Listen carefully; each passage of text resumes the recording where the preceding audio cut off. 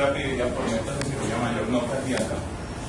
¿Cuál es la razón o la importancia del tema? Porque escoger un tema como este pues para presentarlo acá. La razón fundamental es que en instituciones como esta, tercer, cuarto nivel, es el día a día ver cirugías como fractura de cadera, cirugía abdominal mayor, cirugía ginecológica, urológica mayor, que implican obviamente un cuidado especial para el paciente y que, como vamos a ver más adelante, gran parte del pronóstico de las complicaciones que se pueden presentar dependen de lo que nosotros hagamos durante el acto quirúrgico. Este es el último tema pues, que presento en la residencia, pues me tomé el atrevimiento de recordar algunos momentos de nuestros compañeros pues, por los que hemos pasado desde hace 3 años pues, que arrancamos. La idea de la charla es el orden que vamos a llevar, pues inicialmente la definición pues, del tema como tal, los cambios fisiopatológicos que se presentan en cirugía mayor, hablar de algunos conceptos, de beneficios y de riesgos de la terapia dirigida por metas, si es que no existen, cuál sería la monitoría ideal, qué intervenciones vamos a llevar y las conclusiones pues finalmente en este caso. El último de abajo, dale por favor. ¿De abajo? Sí.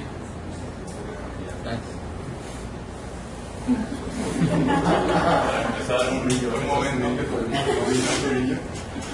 famoso estudio por eso.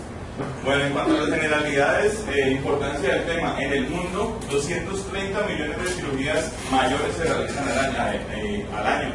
¿Qué se considera cirugía mayor? Toda cirugía en la que se penetra alguna cavidad corporal importante como craneotomías, laparotomías, toracotomías, cirugías de extremidades mayores pues, como reemplazos de cadera o cirugías en cadera como tal, que puedan implicar cierto riesgo para el paciente tanto en su funcionalidad como en riesgo de mortalidad posterior a ella. Esa es básicamente la definición de cirugía mayor. ¿Cuál es la importancia? ¿Cuál es el problema? Que de estas 230 millones, aproximadamente unos 20-21 millones en el mundo presentan algún tipo de complicación en el postoperatorio. Complicación definida como qué o qué tipo de complicación, va desde hilo, pues náuseas, vómito, hasta disencia de sutura, infartos, neumonía y obviamente la muerte en esos casos, pues que sería lo peor que puede presentar en esos casos. ¿Cuál es el problema? Que esos pacientes que presentan una complicación en el postoperatorio van a presentar posteriormente un compromiso en su funcionalidad, mayor mortalidad a mediano plazo y 3 al 5% de ellos se van a morir antes del egreso. Es decir, que es un tema bien interesante y bien importante para tratar. Y la pregunta final y que nos vamos a hacer a lo largo de la charla es ¿por qué no lo utilizamos adecuadamente? ¿Cuál es la definición pues, del concepto? ¿Algún residente que nos ayude o que me ayude pues, para decir qué es una terapia dirigida por metas? ¿Qué se le viene a la cabeza o qué han leído sobre el tema?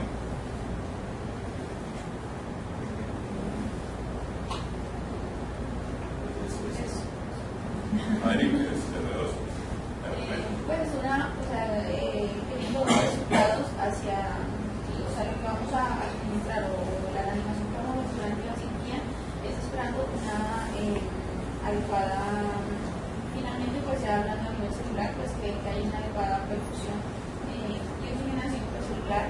Para eso tenemos en cuenta unos parámetros de perfusión y según los resultados o lo que vayamos a hacer de la cirugía, vamos a tener nuestra reanimación. Esa es la definición básicamente.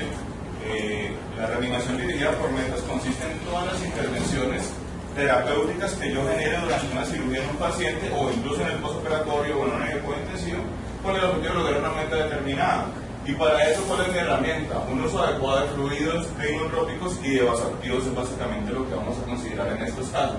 ¿Con qué objetivo? Como lo decía Eric, ya sabemos que el hecho de llevar a los pacientes a cirugía como tal genera un aumento pues, del consumo de oxígeno, el consumo metabólico de oxígeno, y lo que tengo que yo hacer con ese paciente es satisfacer ese aumento en la demanda de oxígeno con el objetivo de que de evitar que ese paciente genere presente una disocia tisular, mantenga una relación adecuada entre el consumo y el aporte de oxígeno y obviamente tengamos una perfusión orgánica apropiada durante la cirugía. Esto que es lo que se ha encontrado, como vamos a ver más adelante, genera una reducción importantísima en la mortalidad postoperatoria y desafortunadamente en el mundo, no solo en nuestro país o en nuestra institución, se sigue subutilizando, pues y la verdad no hay una razón por la cual uno no lo utilice en estos casos. Siempre obviamente para llegar a hablar de metas pues tengo que tener un monitor hemodinámico, que ya vamos a hablar de algunos de ellos, y tengo que obviamente saber interpretar la información que me está dando en estos casos. Cuando yo hablo de cirugía mayor, entonces tenemos una lesión primaria. Esa lesión primaria depende básicamente de dos factores fundamentales. Uno es un factor indiscutible e inevitable y es la lesión producida por el trauma quirúrgico como tal. Esa lesión directa depende del electrocauterio, de la disección, de la remoción de órganos, del acceso al tejido donde quiere llegar el cirujano como tal. Una lesión primaria indirecta que corresponde a ¿qué? A la perfusión, obviamente, que depende de nosotros, a nuestra técnica anestésica y a las pérdidas hemáticas que se presenten en ese paciente. Y una lesión secundaria que es consecuencia de lo anterior y es básicamente ¿qué? La liberación de citoquinas proinflamatorias o factor de necrosis tumoral alfa, proteína C reactiva, interleuquina 1, interleuquina 6, que me van a generar además una respuesta hormonal. Esa respuesta hormonal es obviamente asociada al estrés que se presenta en la cirugía y la liberación pues, de corticotropina en estos casos y liberación de catecolaminas. Todo esto me va a llevar a un aumento en el catabolismo y todo eso es la respuesta al estrés que yo debo de controlar en mi paciente, obviamente, para evitar que ese paciente caiga en una deuda de oxígeno, que es lo que finalmente queremos evitar con en este tema o en este caso. Esa gráfica no de entrada puede ser un poco compleja, pero en realidad no lo es. Y es un resumen básicamente de nuestras acciones en estos casos y de los problemas que tenemos. Tenemos un paciente llevado a cirugía, como les decía previamente, hay una lesión tisular, puede haber un sangrado y puede haber una lesión específica en algún órgano. Todo esto se transmite o genera una respuesta al estrés. Y esa respuesta al estrés se va a despedir o digamos, va a generar diversas consecuencias en cada uno de los órganos.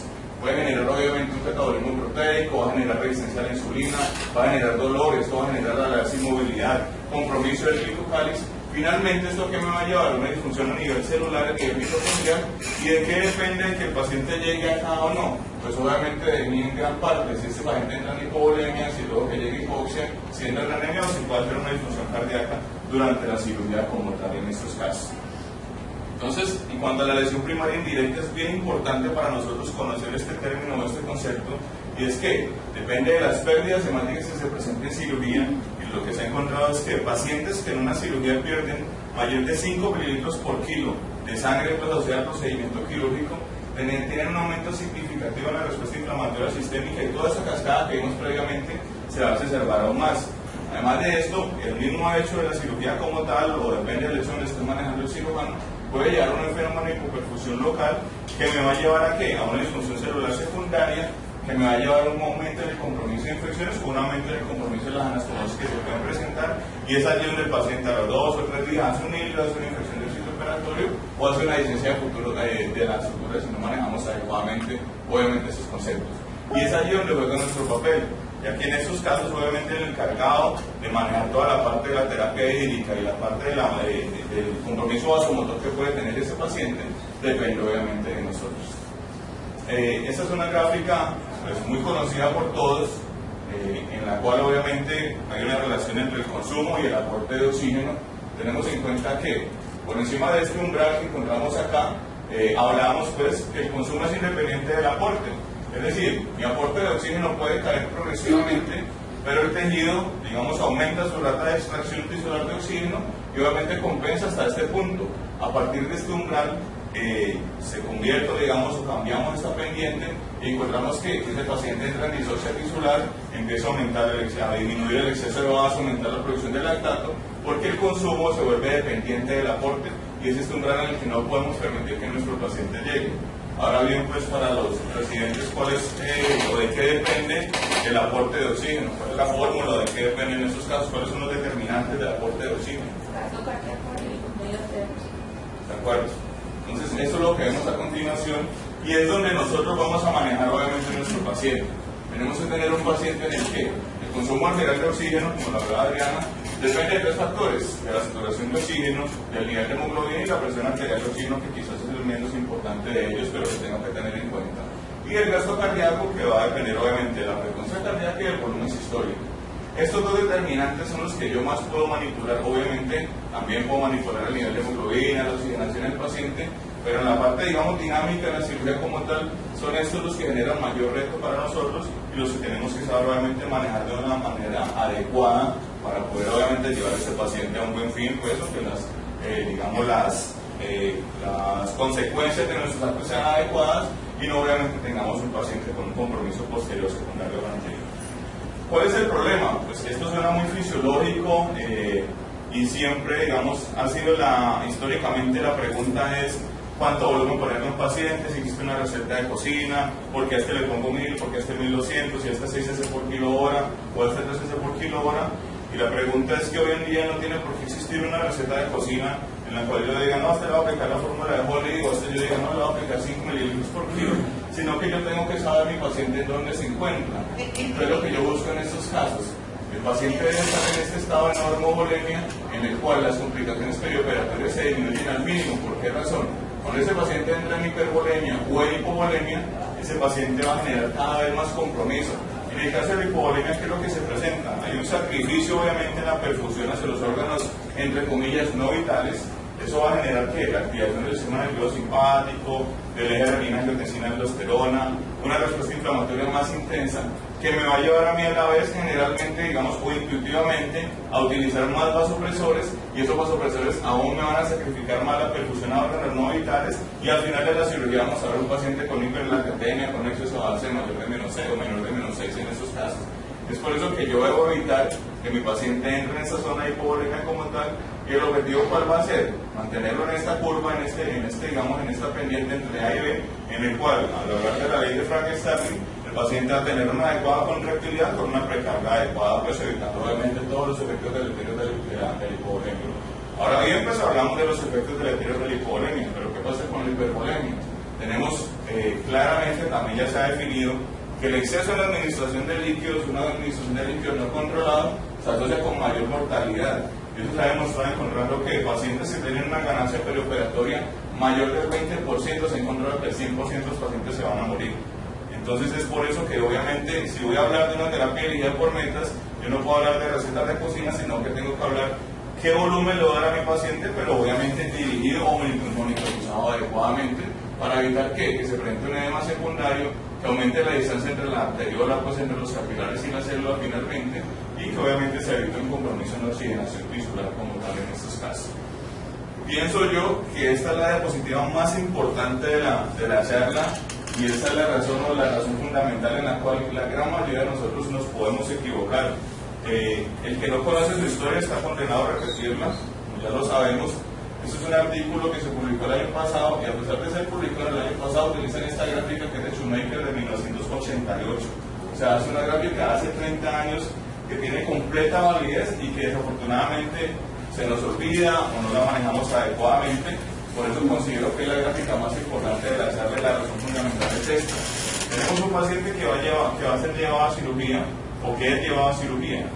Como encontramos en esta gráfica, el paciente durante el acto quirúrgico como tal no entra en deuda de oxígeno. ¿Cuál es la razón por la que no entra en deuda de oxígeno? Los efectos, obviamente, de los anestésicos, de la relajación neuromuscular, de la ventilación mecánica, del control térmico, me llama que ese paciente, si bien puede tener un aumento en el consumo de oxígeno, mi aporte todavía es suficiente en estos casos. Pero ¿qué pasa al terminar la cirugía? Si ese paciente al terminar la cirugía no tiene un buen control del dolor, no tiene control del escalofrío como tal, no tenemos un control térmico apropiado, no hicimos una reanimación adecuada en ese paciente inmediatamente, después de la primera hora de terminar la cirugía, va a generar un consumo mucho más marcado del oxígeno que tenía previamente, y es ahí donde inicia la deuda de oxígeno del paciente. Y como vemos acá hay tres pendientes. El paciente que tiene una deuda de oxígeno que cae por debajo del 10%, con respecto, digamos, a su oxígeno, a lo basal, pues en esos casos, ese paciente no va a sobrevivir finalmente, es el paciente que se va a morir, y obviamente es donde nosotros tenemos que actuar, obviamente tenemos que actuar desde antes para evitar que ese paciente llegue acá. Paciente que puede llegar hasta una deuda de oxígeno más o menos del 10%, va a sobrevivir, pero con complicaciones que se van a presentar posteriormente en los siguientes días después de la cirugía. Y el paciente que evitamos una caída tan drástica en esta pendiente es el paciente que va finalmente a tener un adecuado desenlace, evitando obviamente que entre una deuda de oxígeno tan significativa. ¿Cuál es el problema o qué es lo que usualmente ocurre, por ejemplo, acá o en cualquier institución? Tenemos un paciente, una nefrectomía, por dar un ejemplo, el paciente no sangró de una manera considerable, estuvo de una manera adecuada durante la cirugía, por una X razón no tiene un catéter peridural para analgesia, y lo comentan a la voz y dicen, no, pero el paciente no sangró, está muy bien, está estuvo, no lo traiga, llévelo a piso. Es el paciente que lo llevan a piso, en piso obviamente hace dolor, hace hilo postoperatorio, hace telectasias, y finalmente se va a complicar. Y eso ya está estudiado hoy en día y se considera que el 72% de los pacientes que se mueren en el posoperatorio en los siguientes días de la cirugía no fueron llevados a UCI, sino que se mandaron a piso en cualquier institución, y son estudios de cortes europeas de más de 20.000 pacientes. Es decir, no quiere decir que el paciente se esté muriendo, que haya sangrado a litros para yo llevarlo a una UCI, sino que obviamente ese trabajo que nosotros hacemos acá se debe continuar en las primeras 24 horas, sobre todo, que es cuando el paciente va a entrar en deuda de oxígeno, y que puede ser una deuda de oxígeno irreversible, como les decía previamente. Bueno, en estos años hubo momentos para la diversión, pero momentos para hacer de cierta forma volver al ridículo, como en estos casos, pero más es compartirnos, que era muy importante. Como les decía previamente, a la larga de la historia, la terapia guiada por metas, Shoemaker desde el 88 fue quien introdujo este concepto.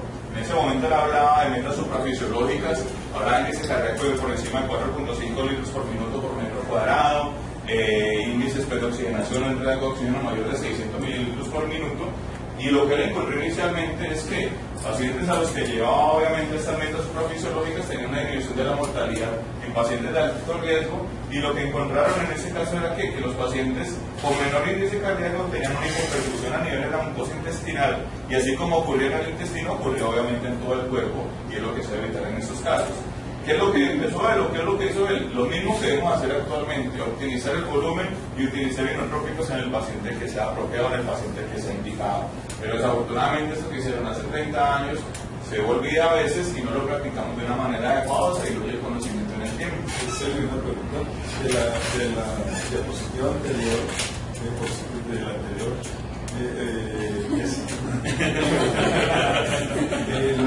o sea que todos los pacientes con cirugía mayor, todos entrarían allí. Pueden entrar. O sea, exacto, depende de uno, depende de lo que uno haga y de lo que haga después. Generalmente todos pueden entrar en deuda de oxígeno. Y esa es la importancia obviamente de la monitoría apropiada y el manejo que yo haga obviamente si bien esos pacientes. O sea, una cirugía clasificada como mayor debe ir a una unidad intermedia por lo menos, donde esté monitorizado, en las primeras 24 horas haya alguien pendiente del dolor del paciente, de su control térmico, de su movilización temprana, que son los factores más importantes, pues, y que hoy en día en los protocolos debe hacer lo que se dice en los pacientes. O sea que es un criterio para el ingreso de la UCI. Cirugía mayor. Sí. Para mí es una cirugía mayor. Ahora, para cirugía mayor, la gran mayoría de estudios entonces se hacen en cirugía gastrointestinal mayor, hepatectomía, resecciones de masas tumorales, o lo mismo que en ginecobstetricia, pues resección de masas tumorales, pues en esos casos. Cirugía vascular, son los grandes estudios que se han hecho con sobre todo gastrointestinal y vascular mayor. Cirugía aorta fundamentalmente, obviamente que se considera una cirugía mayor, sea manejo abierto, manejo endovascular. También incluyen allí fracturas de cadera. Son estudios también bien grandes que están incluidos allí, digamos, en los 3 puntos, los tópicos más importantes. Y algo bien importante que no comenté al principio es que este concepto aplica para cirugía, digamos, programada, cirugía electiva, no cirugía de trauma o de emergencia, porque es un concepto, digamos, completamente diferente que se maneja en esos casos. Entonces tenemos una cirugía mayor que puede generar un aumento en la mortalidad a corto, mediano o largo plazo, y de mí o de nosotros va a depender si ese paciente va a desarrollar unas complicaciones que se pueden considerar prevenibles, pues que ya lo vemos en estos casos. Entonces, como diría uno de nuestros filósofos nuevos que tenemos en estos casos, pues puede que el paciente necesite un empujón, entonces pues ese empujón lo tenemos que dar nosotros y tenemos que conocer lo que estamos haciendo obviamente para poder manejarlo apropiadamente en esos casos. ¿Cuáles son los beneficios, digámoslo hasta este momento, teóricos de una terapia eficaz por metas? Este paciente tiene menor estancia en unidad de cuidado intensivo, menor estancia hospitalaria, menores complicaciones gastrointestinales y la razón es cual, que tenemos un balance apropiado entre la perfusión y evitar el edema intersticial que se puede desarrollar, menor falla renal aguda. Hay estudios, o hay un estudio en este momento que ya tiene una cohorte de pacientes que ha sido seguida a 15 años y se demostró que la sobrevida a largo plazo disminuía más o menos, o aumentaba, digamos, 3 veces con respecto a un grupo de control cuando se llevan a cirugía mayor guiada por metas. Hay menor ignaciómico postoperatoria. Esa es una pregunta que le vamos a resolver más adelante, si es que al usar una carga, digamos, de líquidos dirigida, de inotrópicos o vasoactivos, en pacientes a riesgo de isquemia miocárdica van a enfrentar mayor problema. Vamos al final también a resolver esta pregunta como tal. Entonces, ahora bien, ¿qué dice la evidencia al respecto? O sea, ¿qué podemos decir en este momento? Porque lo que vimos aquí es algo, digamos, teórico hasta el momento. Vamos a ver si la evidencia dice si esto es cierto o esto es falso, o estamos, digamos, hablando de un concepto que no aplica. Entonces, es una revisión sistemática publicada en el 2004. Ellos se encontraron 32 ensayos clínicos controlados, de esos 32 son los que le decía, profe, más o menos el 60-65% son cirugía gastrointestinal o ginecológica mayor, un 30% cirugía vascular y el 5% restante llegamos a una mezcla, pues, en los cuales incluyen su mayoría fracturas de cadera como tal. 2.800 pacientes a lo largo de un periodo de 13 años, pues, en los cuales obviamente se buscaron todos los estudios, todos los diferentes ensayos clínicos que se presentaron. ¿Y qué encontraron ellos? ¿O qué hicieron ellos en este caso? Dividieron 3 grupos de acuerdo a la mortalidad en el grupo control. Entonces, un grupo, digamos, de mortalidad intermedia, un riesgo de diferencia intermedio, cuya mortalidad era del 0 al 5%. Un riesgo de mortalidad alto, cuya mortalidad es del 5 al 20%, y un riesgo extremadamente alto, cuya mortalidad mayor del 20%. Hicieron, obviamente, comparación de un grupo control en el cual la terapia se guiaba por parámetros usuales, por frecuencia cardíaca, por gasto urinario, por tensión arterial, versus otro grupo en el cual se hacía una terapia guiada por metas. ¿Qué encontraron ellos? Que obviamente en los grupos en los cuales tenían un riesgo de mortalidad más alto, había diferencias estadísticamente significativas en los cuales se demostraba que disminuía la mortalidad en el grupo de terapia guiada por metas. Y al hacer la sumatoria, obviamente, de los tres, entre el grupo intermedio, riesgo alto y riesgo extremadamente alto, la disminución de la mortalidad seguía siendo una consideración bien importante y se podría considerar una disminución del 50% de la mortalidad solo por monitorizar un paciente, utilizar apropiadamente líquidos y utilizar adecuadamente inorgánicos absortivos según el caso. En cuanto a la morbilidad, ellos definieron como morbilidad como cualquier complicación sea mayor o menor en el postoperatorio, bien sea renal, cardiovascular, respiratorio, gastrointestinal, en el cual el paciente que desarrollara una neumonía, iliodescencias, infección respiratorio, infartos, isquemia, lo incluyeron en esos casos. También dividieron esos 3 mismos grupos. ¿Y qué encontraron ellos? Que en los 3 grupos de pacientes, en los 3 grupos, la morbilidad de esos pacientes era mucho menor en el grupo en el que era guiado por metas, pues, durante la cirugía y en el postoperatorio como tal. Entonces, hasta allí vemos obviamente que sí funciona, que sí sirve y que es un concepto que tenemos que tener en cuenta. Entonces, los resultados de ellos, ¿cuáles fueron sus conclusiones? Que la optimización de metas demostró los mejores desenlaces, que el uso combinado de inotrópicos y de líquidos, obviamente en esos pacientes, fue superior, guiado siempre por una meta establecida. No hay una duda en el beneficio como tal, como lo vimos previamente, pues de la terapia guiada por metas, y la pregunta siempre va a ser es ¿por qué no lo utilizamos si estamos hablando de un concepto de hace 30 años como tal en esos pacientes? Conseguimos también por aquí unos adeptos, pues a pesar de que pasaron esos 3 años y no ascendimos, pero algunos adeptos nuevos por aquí, la entrada, la barra brava, pues que la llevamos a la historia alguna que otra vez, pues y compartieron con nosotros también. Ahora bien, estamos hablando de terapia guiada por metas. Ahora, ¿cómo monitorizo al paciente? Uno siempre quisiera hablar de monitores ideales, un monitor que fuera de bajo costo, que no fuera invasivo, que me permitiera determinar el estado de perfusión de mi paciente, que no tuviera que calibrarlo, que fuera reproducible, obviamente que sea bajo costo y que esté disponible. Ya sabemos que este monitor pues no tenemos ninguno que se acerque o ninguno que sea ideal, pero sí tenemos algunas herramientas importantes a considerar. Siempre, o que no hay una discusión o no hay duda, que en todos los pacientes yo tengo que monitorizar una frecuencia cardíaca con atención arterial y un gasto urinario en esos pacientes. No hay duda frente a ello. Pero ¿qué es lo que tengo que tener o qué es lo que tengo que tener muy claro? Que esas son medidas insensibles del estado de volemia. Yo no puedo pretender o esperar a que mi paciente se tenga taquicárdico, hipotenso o deje de orinar para ya empezar alguna acción, porque desde hace rato ese paciente muy probablemente está entrando en deuda de oxígeno. Por otra parte, las medidas estáticas, las medidas de volumen como la presión venosa central o la presión en cuña capilar pulmonar, ya se ha demostrado pues en estos estudios donde son muy limitados como medida de precarga, donde se demuestra que ni el seguimiento ni medidas estáticas son útiles en estas 2 medidas. Es decir, que yo no puedo reanimar a un paciente basado únicamente en una cifra de PVC o una cifra de una cuña como tal en estos casos, pues para ir llegando, digamos, a algunas conclusiones de cuál debe ser la terapia ideal. El catéter de la arteria pulmonar es siempre, desde ya desde 1970, pues que fue cuando se describió por primera vez, ha jugado un papel histórico bien importante, controversial, con cambios pues a lo largo de la historia, en algunos momentos favoreciendo su uso, en otros momentos pues digamos condenándolo pues casi que a muerte pues por algunas instituciones o por algunos autores. ¿Y cuál es el problema fundamental? Pues se ha demostrado que no hay una mejoría en los desenlaces en terapia dirigida por metas cuando se utiliza también la arteria pulmonar, pero ¿cuál es el error fundamental? El error de la interpretación en estos casos. ¿Qué es lo que se ha encontrado?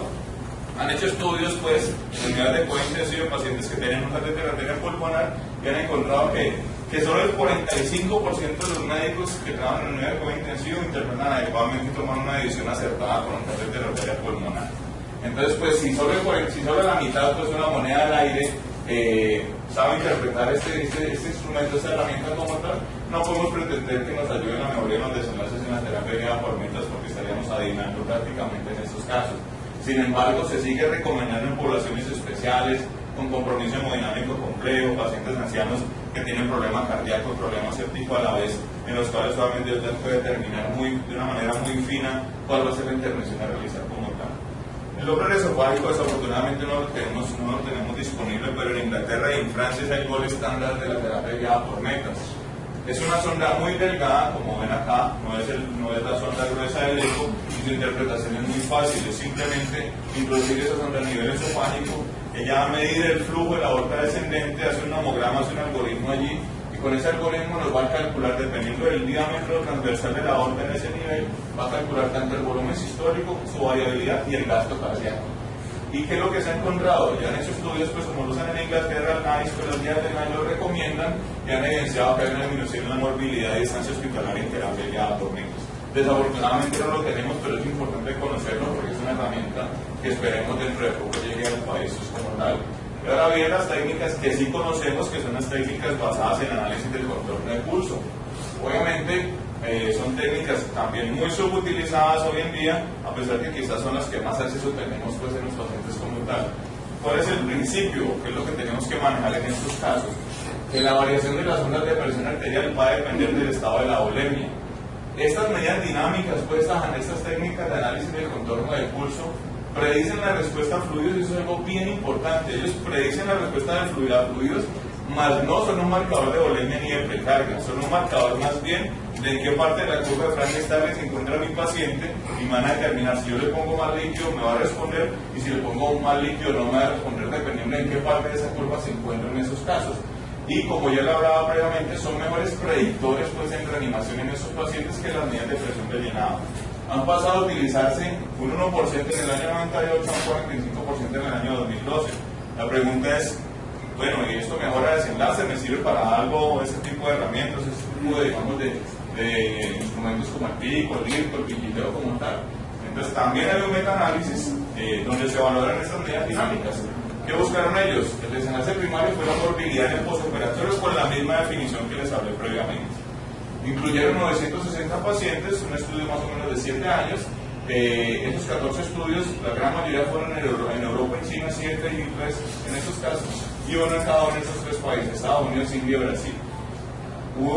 Dependiendo del estudio, midieron o la variabilidad del volumen sistólico, o la variabilidad de la presión de pulso, o la variabilidad de la presión sistólica, o el índice de variabilidad pletismográfica.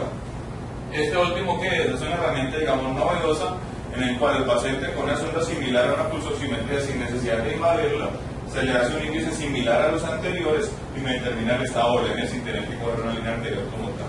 Ahora algunos de los residentes que me digan cuál es la definición de alguna de esas tres, de la variabilidad de la presión de pulso, la variabilidad de la presión sistólica, el volumen sistólico. ¿Cómo se calcula o cuál es la definición?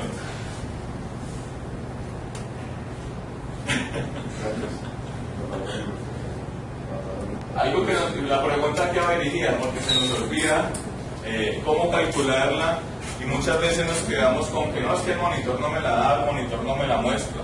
Si yo puedo congelar la imagen, y por ejemplo los monitores de nosotros, la gran mayoría, yo creo que ninguno nos da automáticamente el valor pues, de la variabilidad de la presión de pulso, pero hoy en día la gran mayoría de monitores que vienen ya vienen con el cálculo de la variabilidad de la presión de pulso.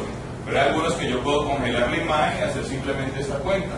Y es que, por dar el ejemplo, que es el más común, el que más utilizamos, la variabilidad de la presión de pulso es que tomar la presión de pulso máxima, presión sistólica máxima menos la diastólica, tomar la presión de pulso mínima, que es la sistólica mínima con la diastólica mínima, ¿qué hacemos esta relación? Hacemos una resta entre la presión de pulso máxima menos la presión de pulso mínima, y esto lo dividimos en el promedio de las dos. Y eso lo multiplicamos por 100 y me va a dar obviamente un resultado. Si ese resultado es menor del 12%, muy probablemente ese paciente no va a responder a mayor carga de líquidos. Si ese parámetro me da por encima del 12%, existe un 90% de probabilidades que ese paciente me responda a fluidos, pues, y es por eso la importancia de esta monitoría como tal. En ese metaanálisis que les hablaba, que encontraron que existe una reducción significativa en la morbilidad global en los pacientes que se monitorizaron con esta herramienta, y encontraron que había una tendencia a la reducción de complicaciones respiratorias y una disminución significativa en la estancia en UCI, en la morbilidad infecciosa, morbilidad cardiovascular y abdominal. Entonces, ¿qué mensaje tenemos en estos casos? Si tenemos una cirugía mayor en un paciente, pues deberíamos tener por lo menos una línea arterial que me diga a mí cómo está la variabilidad en la presión del pulso, cómo está mi estado de uremia, qué herramientas voy a seguir en esos casos como tal. Es un método muy simple, no requiere ningún cálculo adicional, es simplemente ver el monitor y basarse en esa cifra. Algunos hablan del 10%, otros del 12%, otros del 12%, quedémonos con una cifra del 12%. Es una monitoría costo eficiente, pero obviamente tiene limitaciones como todas. ¿Cuáles son las limitaciones? La más importante, y que muchas veces se nos olvida, el paciente requiere volúmenes corrientes mayor o igual a 8 mililitros por kilo.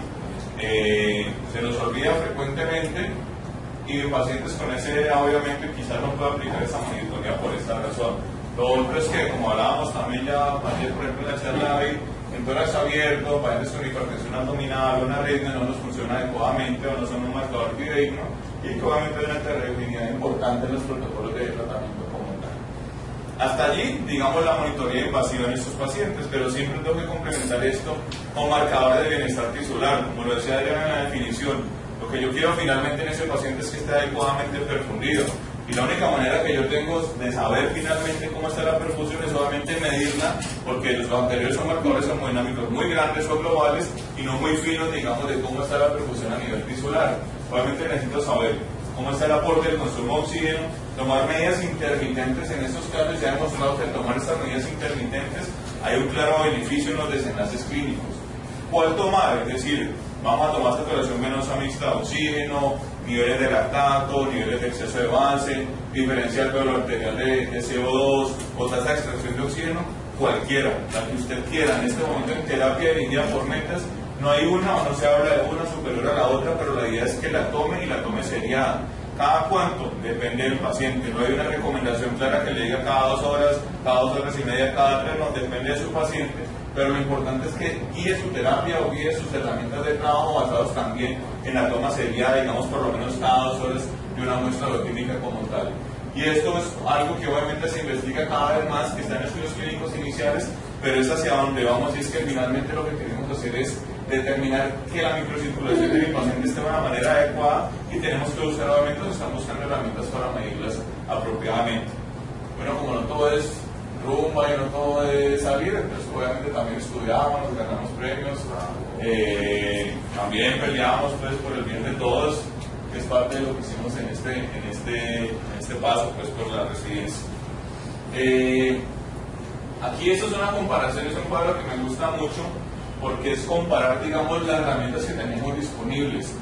Si yo pongo una línea arterial y tengo un catéter central donde puedo tomar saturación venosa central, que se ha demostrado una equivalencia importante con la saturación venosa mixta, puedo casi que completar todas las cosas que yo necesito. Y si el monitor me da el análisis de control de pulso, pues entonces digamos que tenemos una monitoría completa, accesible, pues, es decir, que no tenemos una mayor excusa pues para decir, no, es que en el hospital no hay Swan-Ganz, o no tenemos un vigileo, no tenemos un pico, ¿no? Es una excusa, digamos, que no debemos de tener, porque como les digo, cuando simplemente doy estas herramientas ya podemos establecer medidas de dependencia de volumen y tomar decisiones sumados a una toma sérica, digamos, teniendo en cuenta que en el quirófano ya tenemos también una especialidad de status para hacer seguimiento de gases en nuestro paciente. Entonces el mensaje de este diapositivo es que una línea arterial, algo tan simple, digamos, o básico como una línea arterial y un catéter central, ya me pueden dirigir en estos pacientes adecuadamente cuál va a ser la terapia hemodinámica a seguir en estos casos.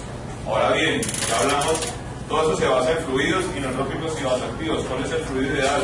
Puedo utilizar coloides en estos pacientes, lo que se ha encontrado también, eso es una revisión sistemática de Cochrane.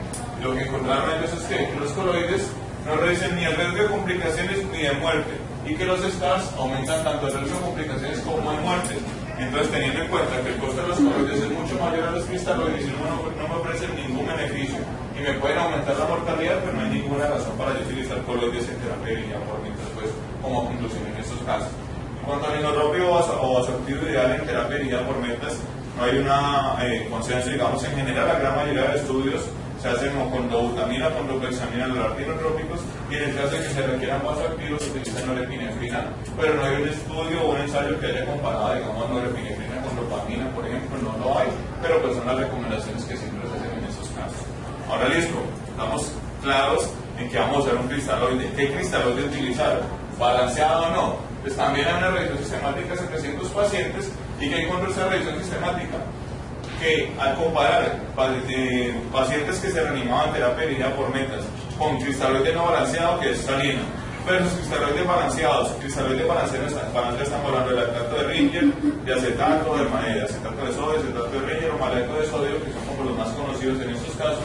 Ellos encontraron que no había una diferencia en número de mortalidad entre los grupos, pero los pacientes que se reanimaron con solución salina encontraron mayor hipercloresmia y mayor acidosis metabólica al terminar obviamente la cirugía o en el periodo de reanimación en esos pacientes. Y otro dato bien importante, que esos pacientes tienen una mayor necesidad de transfundir plaquetas en el perioperatorio de esos pacientes, y ya sabemos que el transfundir plaquetas aumenta la morbimortalidad de los pacientes. ¿Cuál sería la conclusión en esos casos? Pues que si bien no vamos a encontrar una diferencia en la mortalidad entre los dos, si vemos que estas dos razones son bien importantes, y hoy en día no existe ninguna justificación para hablar de solución salina en ningún paciente en cirugía mayor. Es casi que un pecado, pues, utilizar solución salina en esos pacientes. ¿Y cuál es la razón?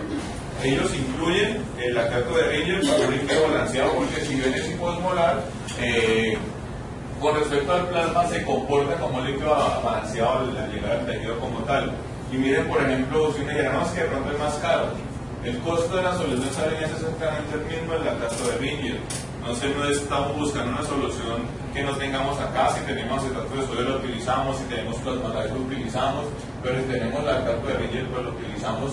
Y es una solución que se inventó desde hace más de 70 años y que obviamente no hay ninguna razón para seguir utilizando solución salina en la reanimación de mi paciente crítico en estos casos, en estos momentos.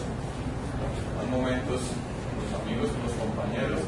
Ahora una pregunta que nos hacíamos inicialmente es, estamos hablando de llevar a un paciente a unas metas de líquidos inotrópicos o con uso de líquidos inotrópicos vasoactivos, y la pregunta es, ¿existe algún riesgo de complicación cardíaca en pacientes de alto riesgo? Entonces la respuesta es que también hay un metaanálisis, incluyeron 22 RCT, 22 ensayos clínicos controlados con 2.100 pacientes, y ¿qué es lo que se encontró? Que en pacientes solamente a riesgo de complicaciones cardíacas como en estos casos. ¿Qué es lo que encontraron ellos? Que la terapia guiada por metas se asociaba con una reducción de las complicaciones cardiovasculares y de arritmias con una diferencia estadísticamente significativa. Que no hubo diferencias en el desarrollo de edema pulmonar ni isquemia miocárdica, que quizás es uno de los temores que puede tener alguien para decir no utilizo una terapia como estas, y obviamente tiene mayor beneficio a los pacientes con monitoría mínimamente invasiva, pues cuando hablamos de complicaciones pues cardíacas en estos casos. Ese sería entonces finalmente el algoritmo pues, de manejo que tengo que tener en cuenta en esos casos, y es que yo voy a elegir la monitoría según el contexto del paciente o de la disponibilidad que yo tenga, pues yo no puedo pedir un Doppler esofágico si no lo tenemos. Si hablamos de variabilidad de volumen sistólico, variabilidad de la presión de pulso, pues si tenemos un paciente que tiene una variabilidad de volumen sistólico y esta variabilidad no es menor del 12%, estaremos hablando de un paciente que muy probablemente puede responder a líquidos, es decir, debemos aumentar el aporte de cristaloides balanceados. ¿Cuánto? Como les digo, no hay una receta de cocina, depende del paciente en estos casos. Si encontramos que a pesar de que el cristaloide balanceado aumentamos el aporte un poco en esos pacientes y no hay mejoría en esta variabilidad, entraríamos ya a considerar la dobutamina pues, en estos casos como el inotrópico que vamos a utilizar o como el inotrópico que más se utilizamos. Listo, el paciente ya optimizamos su estado de volemia, tenemos una precarga adecuada, es respondedor a líquidos y lo utilizamos de manera adecuada. Sin embargo, ese paciente, si tenemos la posibilidad de monitorizar el índice cardíaco, pues, que en este caso no lo tenemos nosotros, hablaríamos de un índice cardíaco por encima de 2.5 litros por minuto por metro cuadrado. Si no lo podemos lograr, entraríamos a utilizar dobutamina en esos pacientes. Si a pesar de las dos anteriores, el paciente no tiene tensión arterial en ventas, pues allí entraríamos a hablar de un paso activo, y eso lo tengo que valorar cada 15 minutos porque mi paciente realmente es un paciente dinámico con cirugías de recambio de líquido importante. Y eso es bien importante, y eso sí lo podemos hacer nosotros y tomar decisiones acá. Hacer un control periódico de medidas de bienestar tisular. Control periódico ya sabemos cada cuánto, dependiendo de mi paciente, dependiendo del contexto que estemos manejando como tal. Cuanto a las conclusiones entonces de lo anterior, ¿qué podemos decir? Que es fundamental lograr una adecuada perfusión tisular en el paciente que lleva cirugía mayor, no solo en el manejo, digamos, agudo, en la cirugía del paciente, sino en sus primeras 24 horas cuando mayor deuda vacina adquiere el paciente. Como segundo punto, la terapia dirigida por metas basada en fluidos, en inotrópicos, en vasoactivos, ya ha demostrado claramente su beneficio tanto a corto como mediano como a largo plazo. Y la elección del monitoreo depende del contexto de cada paciente, pero tengo que monitorizar mi paciente. Siempre la pregunta va a ser es, ¿por qué no lo utilizamos adecuadamente? Es la pregunta que me hacía al principio y que uno tiene que hacerse al final de esta charla para definir en un paciente con una cirugía tan importante cuándo la vamos a utilizar. Espero que su atención haya logrado más de esos 6 minutos en los cuales nosotros les podemos prestar atención a las mujeres, como es este estudio. Y no olviden pues una frase, digamos, para recordar, es que la vida es tan corta y el oficio de vivir es tan difícil que cuando uno empieza a aprenderlo ya hay que morirse. Entonces, una razón para aprovechar, digamos, todos los momentos que tenemos o cada una de las etapas en las que todos pasamos en algún momento. Muchas gracias a todos. Preguntas, don Manuel.